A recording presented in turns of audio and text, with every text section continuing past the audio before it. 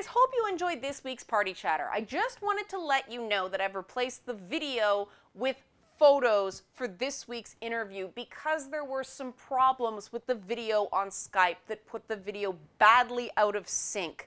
I also just want to let you know that our guest this week does have a stutter on top of the other disabilities we disclosed within the interview. So I'd really appreciate it if everybody could just be cool, be gamers, be welcoming, and I'll be able to keep the comments on for this video. Thanks so much.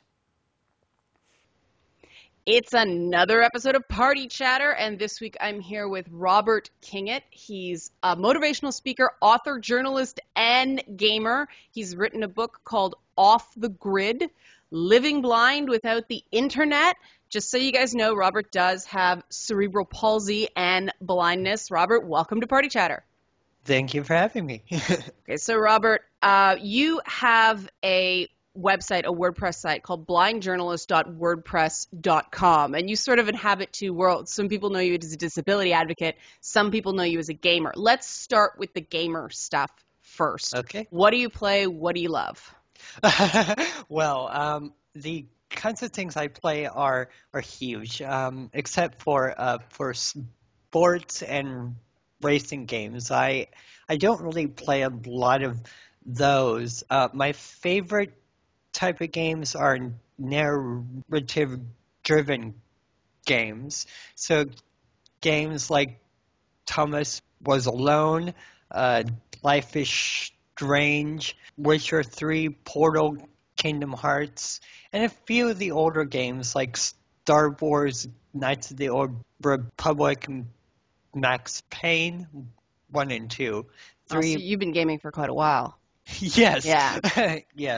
Yes. Ever since I was about 6 years old. Now, I know the obvious question some people are going to ask. How does a blind person play video games? So let's address that right off the bat. How do you play video games? What do you have to do differently to access games? There's actually a lot of things I have to do, and a lot of it actually comes from using the party chat system. I use the party chat so that sighted individuals can tell me what's on the screen. Mm-hmm. So I am legally blind, so I'm not totally blind. I am nearsighted, so I do have to sit close to the TV, and the TV has to be kind of big. I'd say about 30 inches or so. So one thing I absolutely have to have while gaming is I have to have a headset on when I game. Because a lot of the times I can't see the mini map or the radar on the screen. Because it's too small. Yeah. So I use sound cues to tell me, okay, well, this enemy is off to my left or this enemy is off to my right, and I can kind of muddle through like that. That's amazing. Yeah. Now, how do you find text on screens? Because I know that another visually impaired friend of mine, when we went to high def and all of a sudden the font shrunk in games, all of a sudden she couldn't read the font anymore. So you've had a similar problem? Yes, I've had. I don't know what it is with resolution and text shrinking. I asked a few developers this question, and they said, well, if you actually get a smaller TV, the text size will increase. And I was kind of like, well, yeah, but if I get a smaller TV, then I wouldn't. Yeah, you can't see anything else. So, text in games now has literally shrunk to the point where I have to have my nose up against the TV screen in order to see it. And I'm just kind of like, well, about 10 or 12 years ago, it was a lot easier to see. So why is this happening? So, I make a joke in my reviews and articles all the time that the developers are out to give me a heart attack, Mhm. so that they can collect my life insurance. So, uh, so a lot of developers, though, they're not offended. So, Now, hooray! you're involved with. I remember we talked when we were setting up this interview about described video, things like that on the television side. What Yeah. can video game developers do to make games more successful with people with visual issues? Uh, there is quite a bit of things, and I'd like to use examples from older games that were actually a lot more user-friendly to the Hmm. blind and the vision impaired. Kingdom Hearts is a game that is very, very much sound-oriented. Even if it's visual, um, it has a lot of sound elements. You got the grunts of the characters.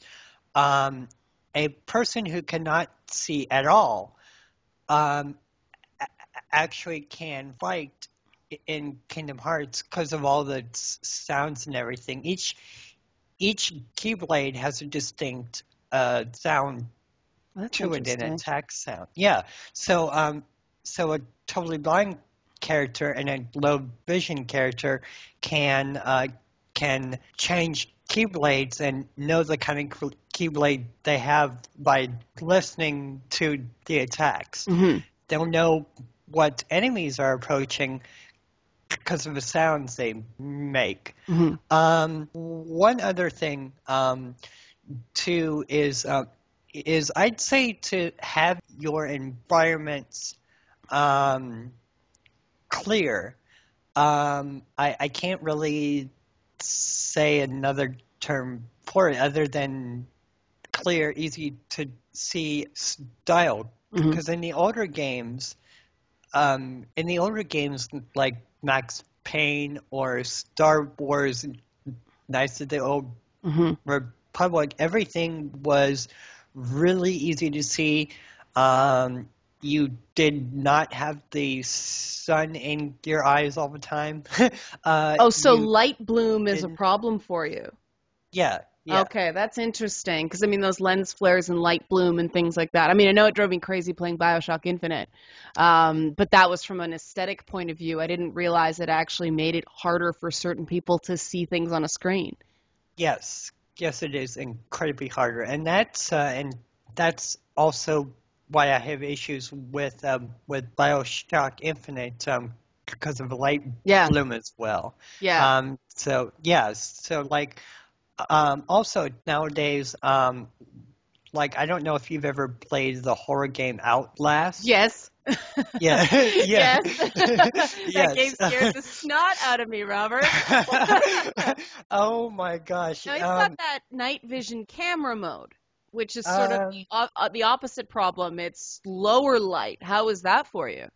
it's that is actually a larger issue because there isn't any contrast Hmm. anymore. So like in the older games, I could easily tell, okay, that's a door, and then next to it is a wall. But in Outlast, I have a really hard time. Because it's Like I'll all like be mud. Yeah, yeah, Yeah. yeah. Like I'll be trying to open a wall for 20 minutes at a time and going, where is this door? I can't find it. So, Now, do modes like some of the Ubisoft games, they've got like, that eagle vision mode that highlights key things in red and yellow in that mode. Does that help you? I know that drives people with color blindness crazy because they can't see the differences. But in a mode yes. like that, can you see it better? Yeah, yes. In a mode like that, it helps me. Like in Batman Arkham Asylum, I Right. actually was able to play through that whole entire game uh, using the eagle vision. Because it just So, pulls all the important stuff into yeah. really crisp focus. Yeah, yeah, yeah. So it's much easier for me to play. Now, this begs an interesting question from a business standpoint in video games, because I mean you've been doing this a long time. You seem super aware of sort of the realities of business. How Yes. much accessibility do you feel should be expected, and what's the point where you kind of go, well, there's just certain games, like anybody, there are just certain games that are not for me. Where do you sort of see a reasonable expectation in terms of accessibility for people with vision issues? I see a reasonable expectation. My view of accessibility and someone else's view of accessibility might be totally different. Hmm. Because I've interviewed developers on this, and while a lot of them have said that it's not hard to implement, you have to take level design into account. You have Hmm. to take all these other things into account. So I would say just the best thing probably from a business side of things would actually be to hire accessibility quality assurance engineers, Hmm. and then they can tell you, well, this is a great use of accessibility, or this isn't. So, because you're never going to please anybody or Right, everybody. So, right. so I think that having the simplest way I can put it is your game will become accessible if you add in options, Hmm. like little things that aren't even accessibility options, but could lead the way to accessibility. Like if it's a Call of Duty game, I Hmm. hate Call of Duty, but if it's a Call of Duty game, if it's a Call of Duty game, have an option to where you can increase your crosshair. I mean, I know that a lot of sighted individuals would love to have a crosshair change. Maybe Yeah, not that's why I Call of Duty. laughed when you mentioned Call of Duty, because I know I have trouble seeing certain levels in those games, which is, Yes. when it's sort of low light and they go for sort of those camo style. And I get what they're doing. They're trying Yes. to create military realism in there, and they're trying to get those ground truths in there, but I just can't see enough to, I mean, it's sort of, it has its roots in that sort of brown and greens are everything period of video game design. And Yes. I really enjoy that we have color now, but I also like my survival horror games. And it's interesting that you're bringing this up, because in some games I would personally love a high contrast mode just so that Yes. I can Yes. see certain levels, because I can't even manage. And my issue, it's Oh, just, even you can't manage it either. yeah, and that's just because I have eye strain. And so Oh, some days okay. when my eyes are really tired, the muscles don't expand and contract quickly Hmm. enough to change to higher and lower light conditions. So when they suddenly, cut the contrast on a game level for me, I just go, it's the same sort of feeling you have. Like I can kind of relate to this, that frustration of where's the door in this level? I Yes. can't see anything. And I mean, Yes. the reality is gamers on older, like, uh, LCD monitors and things like that, where the pixels aren't as bright anymore as well, are going to have similar problems. They can't see this stuff.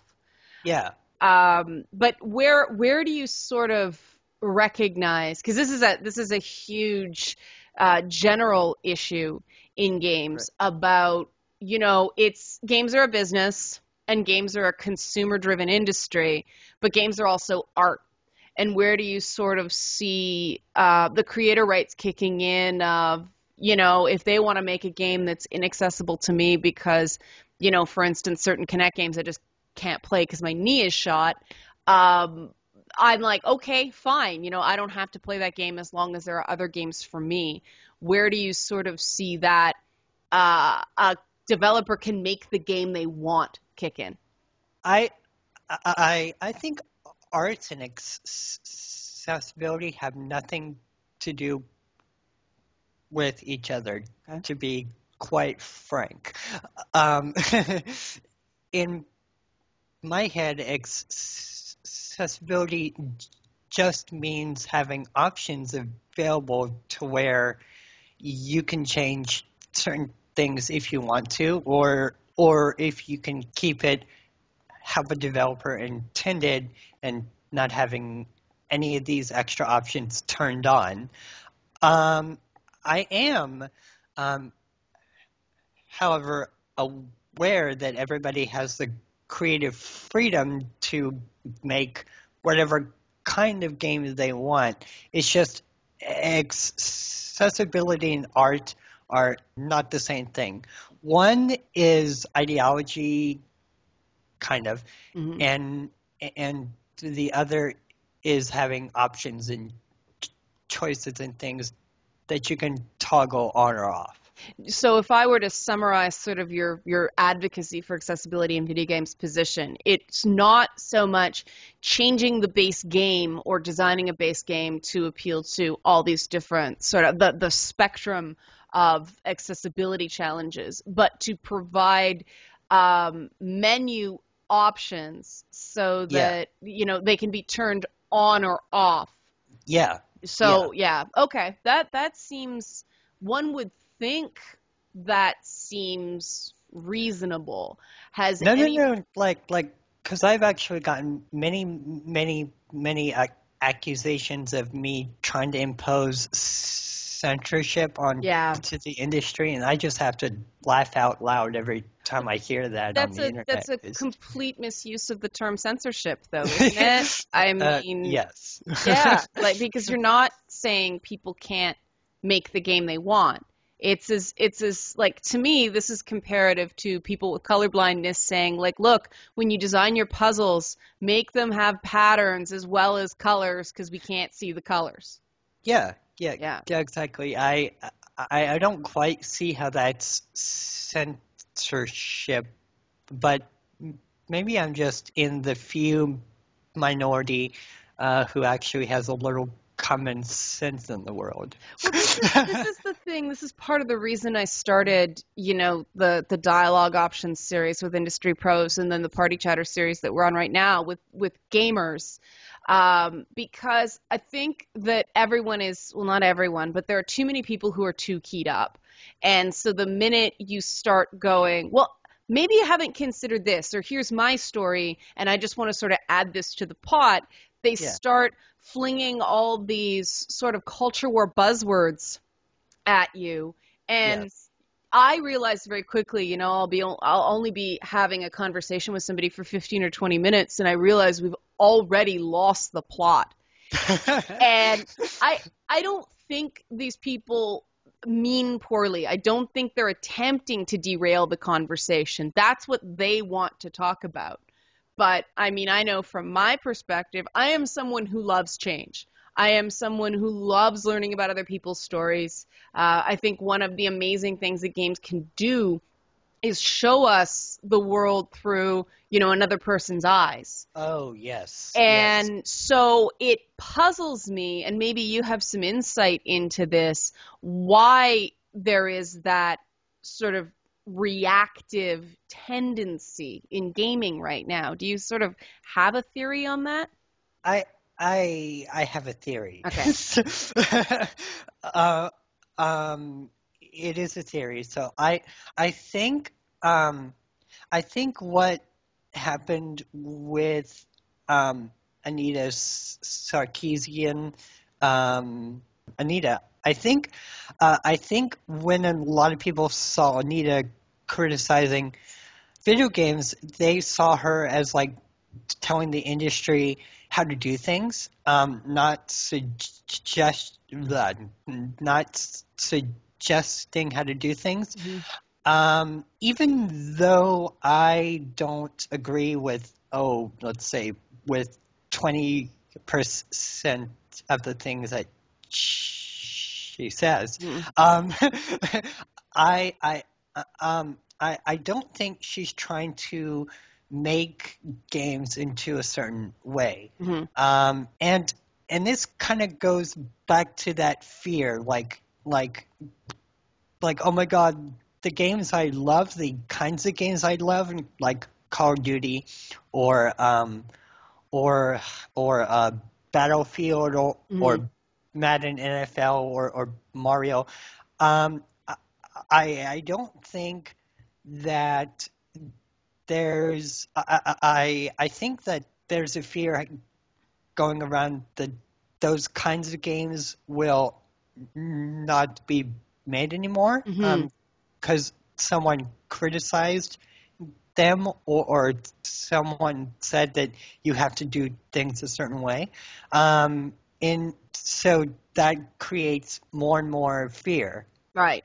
Yeah. Yeah. See, So this is something I've been struggling with myself as both a professional and a gamer because my sort of gut reaction, you know how we all have sort of that instant reaction, that gut reaction that we can't really change, and then yeah, there's our yeah. our thoughtful reaction that we do after, okay, we take a breath and okay, I can see that perspective, and you sort of formulate a more adult response. Yes. My gut reaction to this whole thing is I personally do not care if another military shooter was made ever because we have so many of them. And Yeah, it that is has so personally many of my them. taste. But then, I mean, I've sort of gotten a comeuppance because, my attitude is there's still games like, Planescape Torment, for instance, as long as that game, thanks to services like GOG.com and things like that, can continue to run on modern computers, I'll just go back and play that, or I'll go back and play Baldur's Gate, or I'll go back and Yeah, play,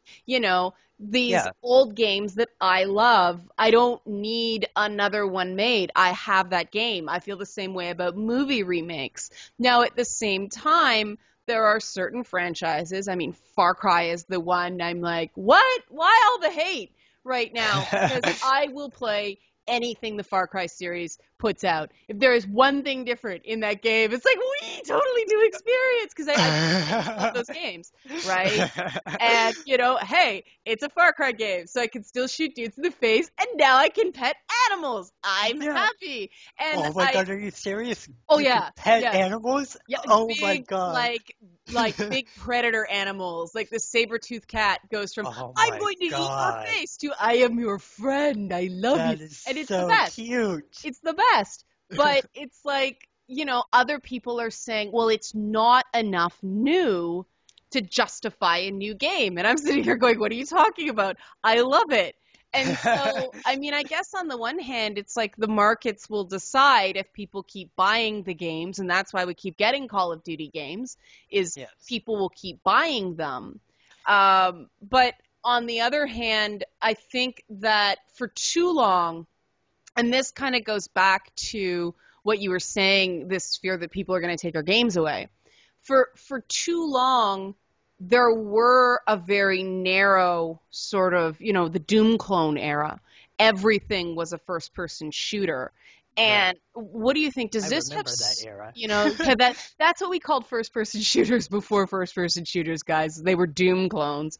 Right. But do you think that maybe that's where the fear that all the other sorts of games that are not typically, on the cool kids' radar are going to disappear? Because for a long time, platforming action adventure games, for instance, it's like those games are over, they don't sell, sort of thing. And I know that made me sad when those Yeah. adventure games that I love disappeared for a while. I mean, they're back with a vengeance now, but there was this period where we couldn't get new games. Do you think that element is a valid concern? I I think it is a valid concern, except, you are the developer Mhm. of a game, and and I I know that you need to make profit, and I know that you uh, need to generate income, but try not to clone everything, Mhm. because there is someone out there who likes um, you know, playing as a piece of toast, Hmm. for I play as a piece of example. toast. Yeah. That'd be an there, interesting there's, gameplay mechanic. I got the game now, Robert. We can make this. We call it Butter Side Down. oh, yes, And it's a yes. falling physics game where you're this piece of toast and you have to sort of manipulate the gravity physics so you land butter side up. Yeah, this could be like the new, what do they call it? Ah, some dive kick. That's you Yes, can dive or you yes, can kick. That's all you yes, can do. yes. It could work. It, there are gamers out there who do play Thomas Was Alone and who love it. Yeah.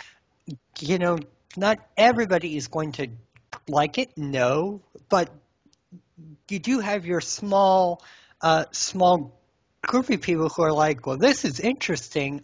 I am going to play it, like Gone Home and Life is Strange.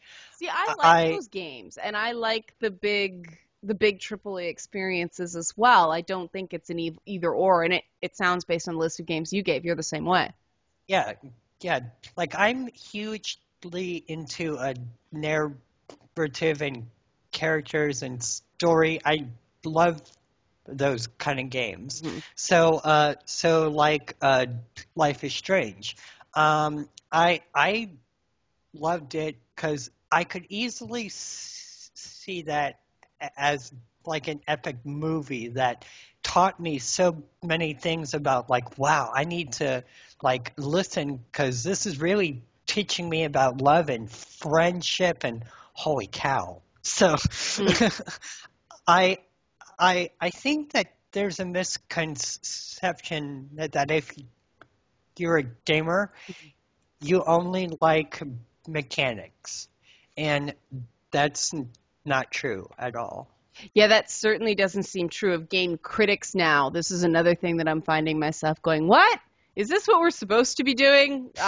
Because, I mean, when I review a game, I'm like, okay, I have to take it as a game first. And this is the Yes. tricky thing about games because it's almost like there's this spectrum, there's this slider where on the one end there's narrative driven and on the other end there's gameplay driven and every game falls somewhere along that spectrum. And like games are everything from like you said like a Life is Strange or the Telltale games which Yeah. are they're pretty much 90% story that Yeah. you interact with using a controller. But then on Yeah. the other hand, there's more, one would say sandbox type games. And I mean, what's the plot of, say, Madden? You're not, football is a game, and you're not going to say, oh, the Super Bowl, 2 out of 10, no plot. And and this is something I'm struggling with as a reviewer because I don't feel like when it comes to my numbered score, I Mhm. should be judging a game by what it's not. I think that that's what the text element I of the review is for. I I'm probably in the minority when I say that I think all review scores ought to be completely abolished. I don't Like, think you're in the minority for that. oh, okay. I've been hearing that a lot, and the problem is, see, I hear both sides. I Right. hear a lot of people saying, get rid of review scores. That solves the problem with review scores. We all sort of agree that we have an issue here. Mm-hmm. Getting rid of review scores will solve that problem. Mm. The issue is then I go to, the people that own these websites and they go, well, review scores increase the traffic on reviews. People click on them to see the number, and that's all they care about. They don't actually want to read it. And so we need to do numbers because we need to do numeric scoring because it brings in the eyeballs. But if they look at the number, then how do they know if they like the reviewer or not? Well, this is a completely different issue, right? Like this Oh, is oh, okay. Oh, why Metacritic, I think, has become such a hot button okay, yeah. because, and I mean, I have this issue as well with, movie reviews on, say, Rotten Tomatoes. I'll look at it and I'll look at it based on, oh, okay, this thing only has a 65%. But then I look through and see which critics liked it and which ones didn't. And there are certain critics I'm like, well, I have completely different taste from him or her, so I don't really weight theirs. Whereas Right. somebody else that I tend to agree with more often than not, oh, okay, they liked it, I'll give it a chance. And I really do follow um, individual opinions a lot more than the herd mentality. And Huh. and that's my big philosophical thing with a service like Metacritic, is that I think it's fine that it exists. And this is where we get into this censorship thing. Like, if it's a service that people enjoy, fine, good for them. Mhm. But then we get into this reality that some developer bonuses are based on the Metacritic score. And this is when I start really, Ugh. and I know this is something shared by a lot of people. This is where I start going, well, to me, the games I enjoy the most are the games that tend to come in between a 75 and an 80, because Right. those are the ones that challenge the most. Some people really like it. Some people don't get these games at all. I mean, a shining example of a game that, Oh, um, okay. okay, Yeah. we're rolling again. So Okay. for those who wonder where the jump in the conversation just happened there, Robert has a function for the blind on his phone, and it actually reads out the numbers. And we were like, no, no, no, we don't want to accidentally dock someone with an accessibility tool. So we stopped the interview and we restarted. Please tell me again about your first world problems territory.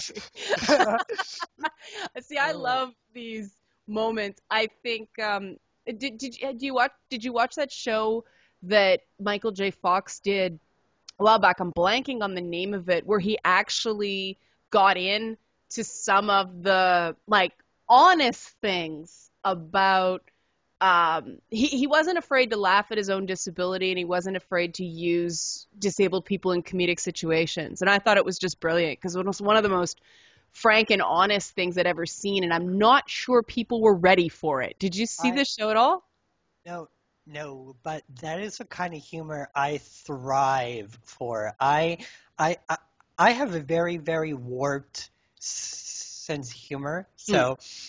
So that um like I like I'm an amateur comedian, and so one of my jokes is, well, I could actually be the world's greatest IQ test because they could sit me down in a room and then have a bunch of people try to finish my sentences, and if they can succeed, then they're really intelligent. So, so,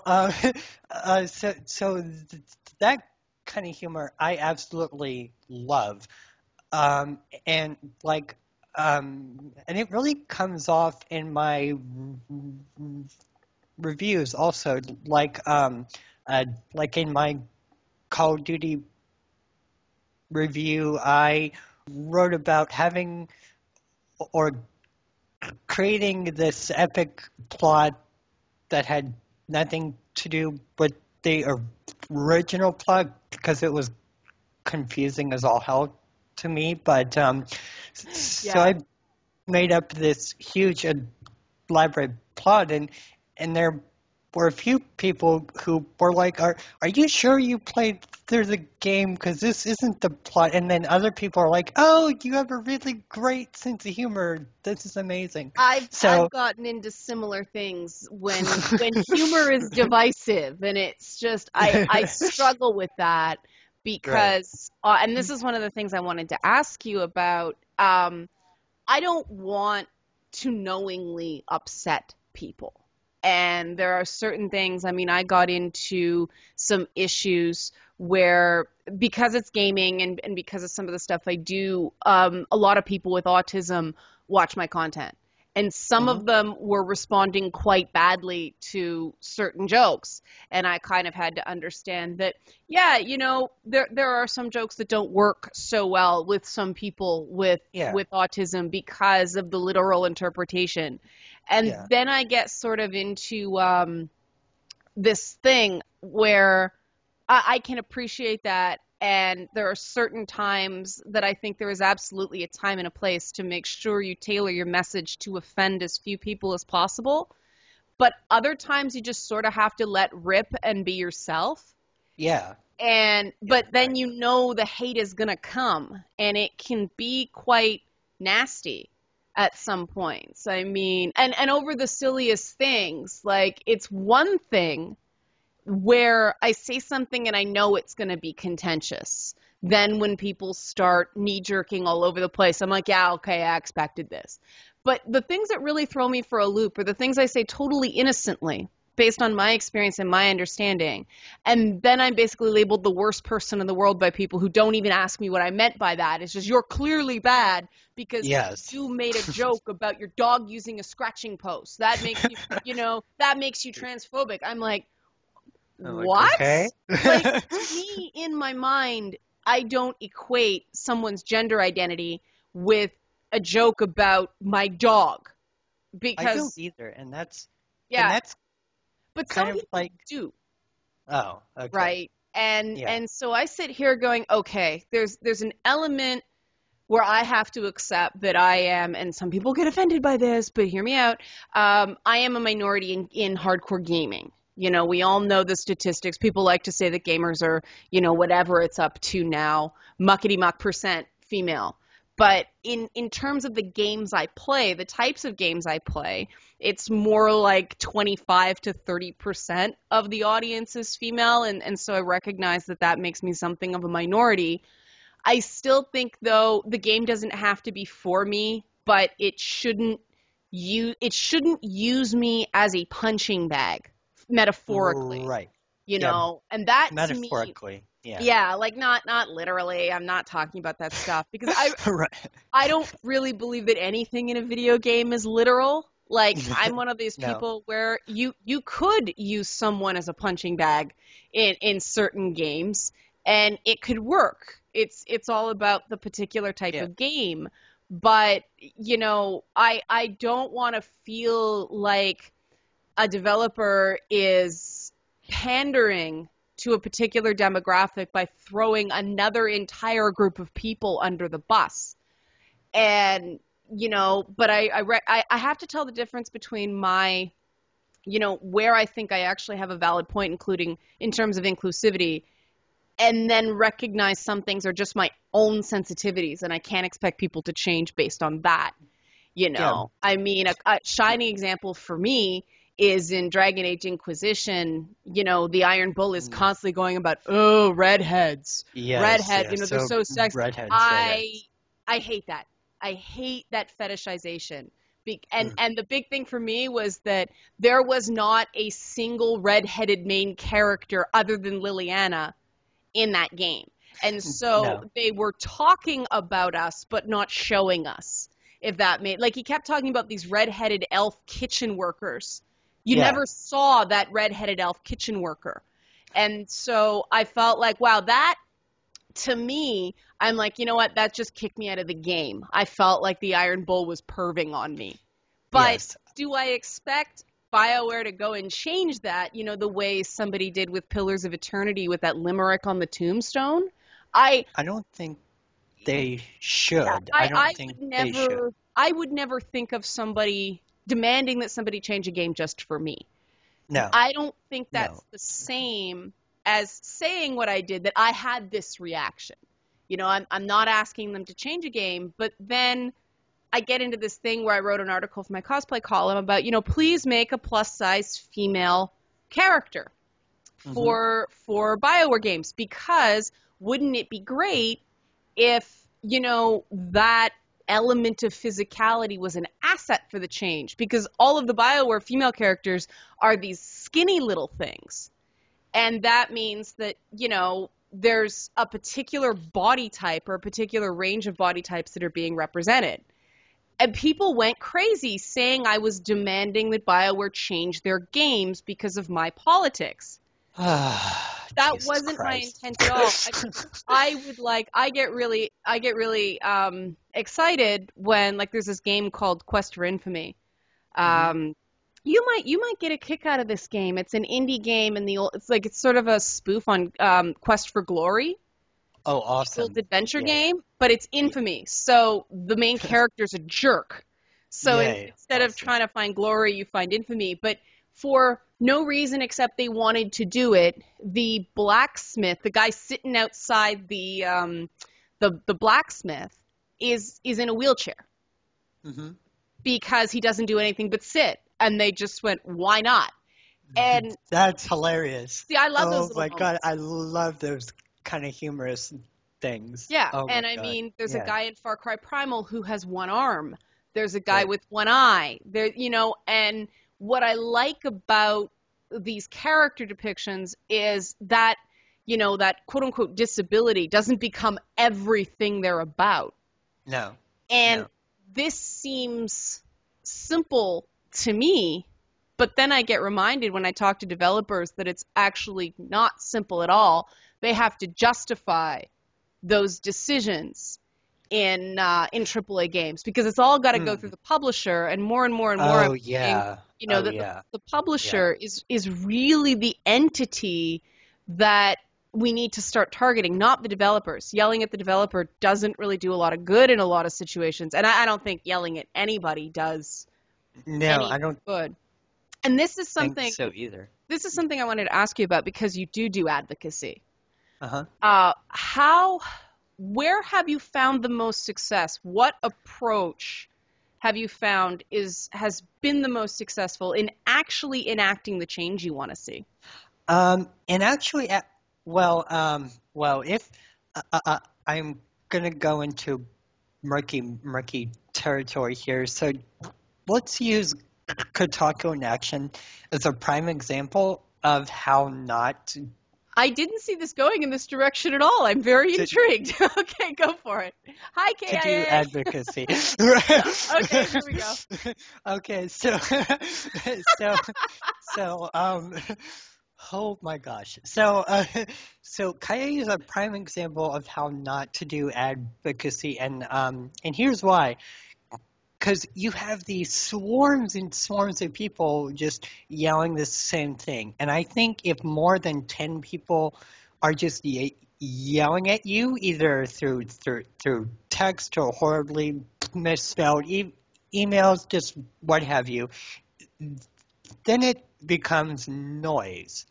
So you need to turn that noise into a goal, and a goal that everybody is going to kind of follow through with, Mhm. not just shouting random things and Now, at email accounts. it's And yes. interesting that you say this because, first of all, I just want to, because there are some people who are going "Arr" right now. I think that's sort of Reddit overall. It's the Reddit format and not specifically the Kotaku in Action community that Okay. creates a Yeah. sort of echo chamber effect. But your point regarding letter writing campaigns is very interesting because I saw over and over and over again in the thunderclaps and the calls to action and the ops, they were saying, Right. be polite, be polite, be polite. And based on the stuff that I got, it wasn't polite. It was Right. angry. And that is a difficult skill. And I think that is something that people who are new to advocacy and in fairness, um, advocacy in general has been plagued by this. People are so driven by emotion that they think they're being polite, Yeah. but really, in fact, they're being the exact opposite. And, civility is subjective. Yeah. Yeah. It Yeah. is like you and I might think that they're being a bit mean, but the developer or the publisher might say, "Oh no, these are lovely individuals over here." Yeah, it's So community yeah, to community as well. I mean, what's considered polite on one developer's forums would be seen as bannable in another community. And that's a real challenge with the internet, because I mean, it's the equivalent of pulling up stakes and moving to a different city when you go to a different large message board, but in reality it took you 5 seconds. You know. These letter writing campaigns would actually be 20 times more effective if a group of people just got together and wrote under a banner, like, here's our grassroots organization, and here's our demands, and then here's a few solutions. Yeah. If you have any questions, or if you want to talk about this matter, then you can email us at so and so and so and so. But if you just have a bunch of random muckety mucks emailing you, it gets hard to understand, because someone over here could actually be very, very, very articulate through email, and then someone over on the other side could actually be horrible at it. Yeah. So The audience is seeing me smirking right now and sort of chuckling while you're talking, because this was something I mentioned like September of 2014, that you need spokespeople. That's a leader. No, guys, it's a spokesperson. It is somebody representing a group of you. And even if it's just like sign your names to it, but have a single statement, because, but that is coming from sort of organized advocacy. Whereas the internet, there is this different philosophy, and it comes from this idea of anonymity as identity instead of a tool. And I've gotten in a lot of trouble for talking about this, but people think it's better to be anon because that means you're eschewing identity politics. Well, you're not. Your anonymity is your identity politics, right? Got it. And I That see, is, and it makes organizations and things take you a lot less seriously. yeah, and I think that it's a legitimate choice if someone wants to interact with various internet groups as an anonymous person or as a persona. That is fine. That is a totally valid choice. But yeah, when I'm looking at feedback from my content, I want to know that it's important enough to somebody to put their name on it. But that's coming from my perspective, where I'm a mosaic representation kind of person. I don't want it to be a melting pot. I don't want everybody to be an anon. I want it to be a mosaic in that everybody is their own little unique tile. And then, you have your story, I have my story, somebody else has another story, and we get all these stories, and then we go through them and go, okay, look, let's see if we can find some points of commonality. And that's what party chatter and dialogue options are designed to do. And, I think this is interesting that you're saying this, because again, you're somebody who is affected directly by a lot of this diversity stuff that we're all giving lip service to in gaming. But what I'm hearing from you is both sides are not being effective as far as you're concerned. No, absolutely not. Neither side is. Because if you really want to talk about inclusion, why don't you start a campaign that actually hires minorities at these video game or technology groups? Well, the answer to that is, the argument I get is that's not merit anymore. Oh, okay. And this is the sort of thing where I go, yeah, but when you're being hired based on similarity, when you're being hired based on cultural sameness. Oh, no. Okay, guys, another jump because of the phone of doxing went off again. But we were talking about merit and inclusion, and this is important. And because it's something I have gone around in circles so often, So, Robert, I'm gonna set up the back and forth I have had with people, and I want to get your view on it. You Okay. know, Hmm. because the argument is, well, if you want inclusion, if you want diversity, why not just create diversity programs? Why not just hire more people who are different? And Right. then you get the job should go to the most qualified, and that's not merit, that's quotas, and that's affirmative action. And then I say, or someone else says, yes, but the current system is not truly based on merit, because if one assumes all people are equal, you would expect to see more diversity in a meritocracy. And then it Yes. just defaults to it should be the best person for the job, maybe women or minorities or people with disabilities or fill in the blank just aren't interested in this line of work. And it Well, just goes around and around and around in circles. So well, how do you respond? but this is where I have to call on my own community for a bit.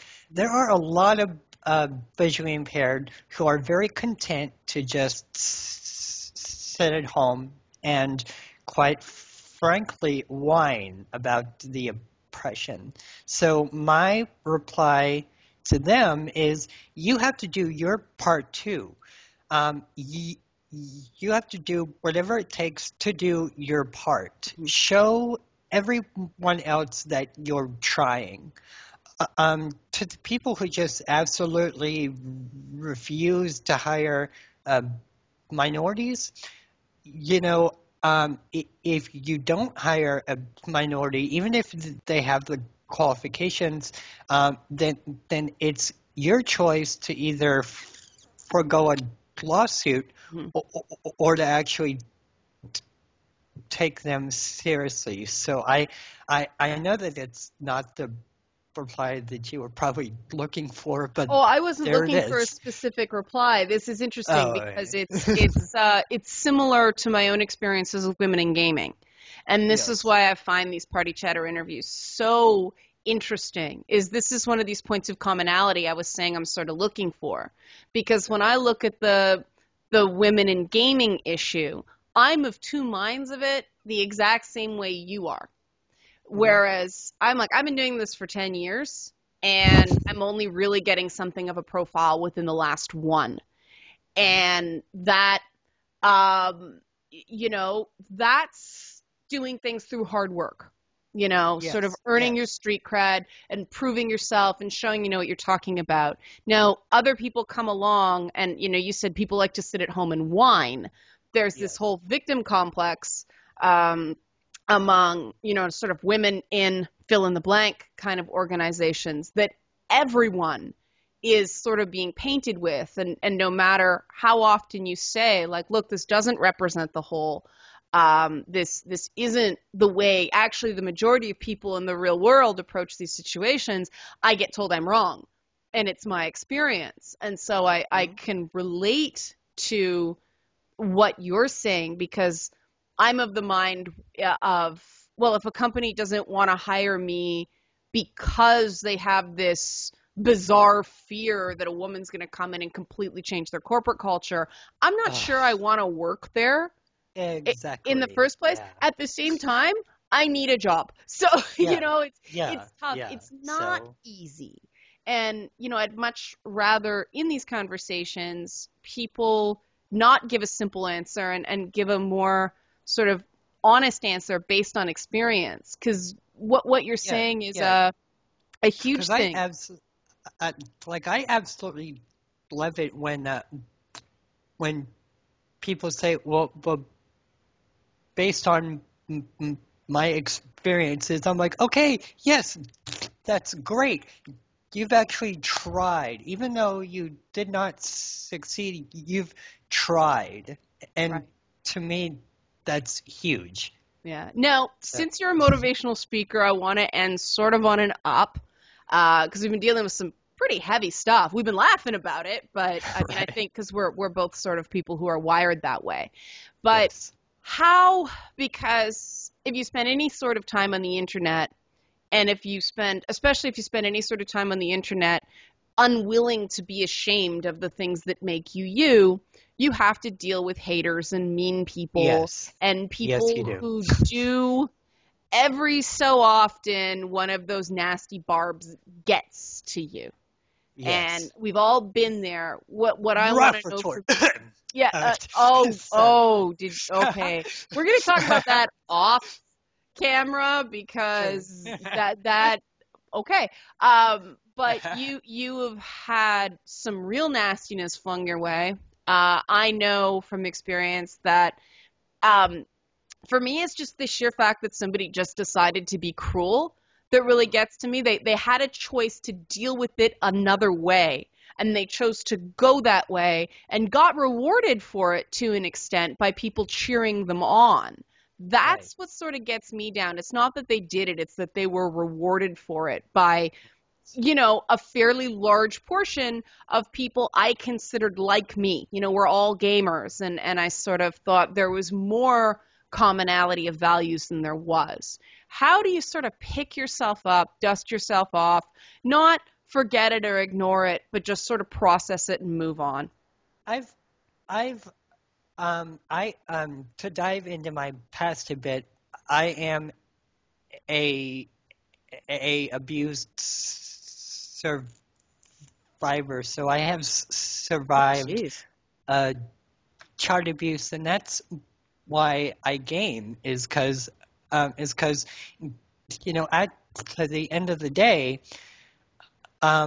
there's going to be something that you've accomplished or Yeah. something that you've said to others or just something that has happened to you that is going that if you just reflect on it, you're like, okay, well, I've picked myself up before, I can do this again. Is it easy? No, it's not easy. And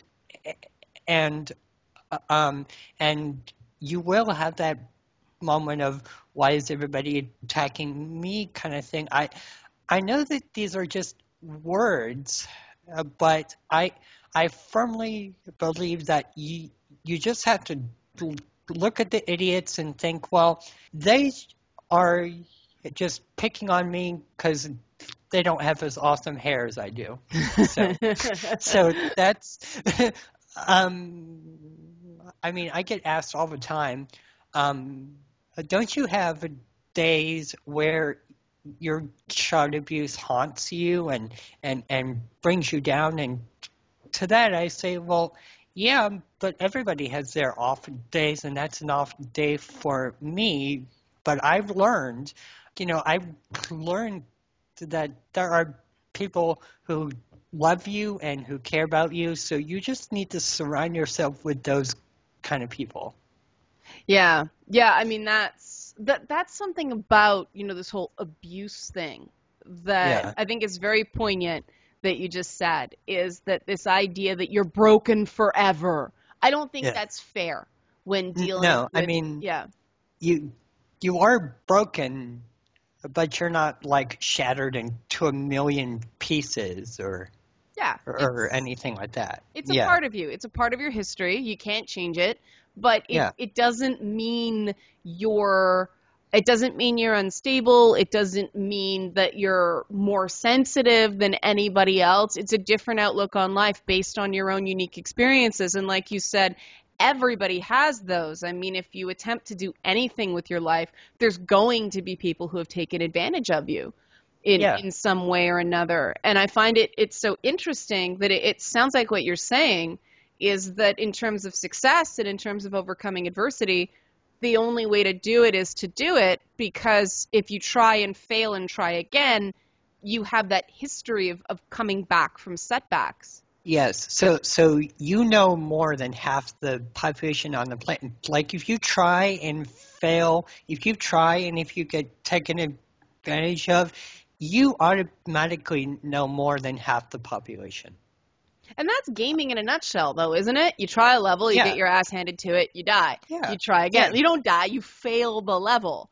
yeah, And yeah, exactly. that's Yeah, what's so yeah, weird about, this whole dichotomy in gaming where, on Let's Plays, people make fun of, oh, you're dying so much. We that's a part of the game mechanics. The developers Yes. would not put the ability to fail out of a mission or die, run out of health and have to restart the level, if that was not something that we were intended to do, but you're somehow seen as less of a gamer if you struggle with a level.